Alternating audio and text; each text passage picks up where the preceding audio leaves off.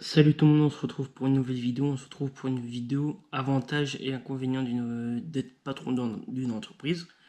Aujourd'hui en France, il y a à peu près 848 200 entreprises différentes. Par exemple, des entreprises dans le bâtiment, de la personne, des choses comme ça. Bon, allez, avant de commencer la vidéo, n'oubliez pas de commenter, liker, partager, abonnez-vous.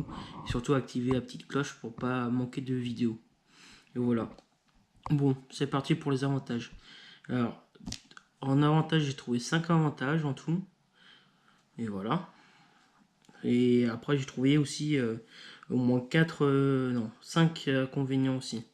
Bon, ça, c'est égalité, égalité quoi. Entre avantages et inconvénients. Bon, premier avantage, indépendance financière. Oui, oui, les entreprises, les patrons peuvent gérer son revenu de la société. Par exemple, s'il veut beaucoup de revenus, il prend beaucoup de clients. S'il n'a pas envie de beaucoup de revenus, il prend pas beaucoup de clients, quoi. Mais généralement, les patrons veulent beaucoup de revenus, du coup, ils prennent beaucoup de clients. C'est pour ça. Deuxième avantage, relever des défis professionnels et personnels. C'est être patron, ça implique de résoudre des problèmes, voilà, de prendre des risques et de grandir en tant que professionnel. Voilà. Alors, troisième avantage, mener à bien son projet. On a un contrôle total sur la réalisation de notre vision et de vos objectifs, quoi. Si vous atteignez l'objectif avant la fin d'année, c'est tant mieux. On peut encore continuer jusqu'à la fin d'année pour avoir un grand objectif, et voilà. Alors, quatrième, ouais, non, si, c'est ça. Quatrième, atteindre ses ambitions professionnelles. En tant que patron, on peut façonner notre carrière selon, selon vos aspirations, quoi.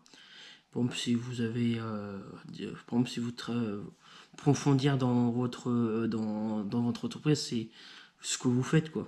Approfondir, par exemple, si vous êtes dans le bâtiment, partie chauffage, vous pouvez approfondir tous les trucs dans le chauffage, tout ça, toutes les connaissances. Oui, après, apprendre encore des nouvelles choses, quoi. Cinquième, choisir mon domaine de spécialisation. Vous pouvez vous concentrer sur un secteur qui vous passionne ou après où vous excellez. Après, en fait, c'est surtout approfondir ce que vous faites. Par exemple, si vous êtes couvreur, approfondir dans ce métier. Si vous êtes de la personne, vous approfondissez dans ce domaine, quoi. Voilà. Maintenant, passons aux inconvénients. Alors, prise de risque. Quand on est chef d'entreprise, on peut avoir des risques financiers et opérationnels. Les décisions que vous comprenez, quoi, pensent avoir un impact direct sur l'entreprise. Voilà. Et là, après, c'est charge du travail. C'est être propre patron, on peut travailler des heures et des heures, pendant plus qu'être salarié, quoi. Quand on est salarié, t'as au moins 35 heures par semaine. Et généralement, les patrons, ils travaillent 7 jours sur 7, 24 heures sur 24. Et voilà, généralement, c'est toujours comme ça. Après aussi, un autre inconvénient, c'est le stress. La pression constante liée à la responsabilité. Oui, quand on est patron, on a des responsabilités. De l'entreprise peut entraîner du stress et des conséquences sur votre santé. Oui, quand on a du stress, on peut vite avoir des conséquences sur notre santé, quoi, comme des malaises, des choses comme ça, quoi. Alors, troisième, complexité administrative. Oui, oui, quand tu es un patron d'entreprise, tu as plein de papiers à faire, des déclarations, pour faire les bonnes commandes, des choses comme ça, quoi. Tous les papiers à faire, quoi. Et voilà. Et maintenant, la dernière inconvénient, c'est l'indépendance pardon, c'est indépendance financière. Malgré les inconvénients, être un propre patron offre également la liberté de créer et de diriger votre entreprise selon vos propres valeurs et objectifs. Voilà.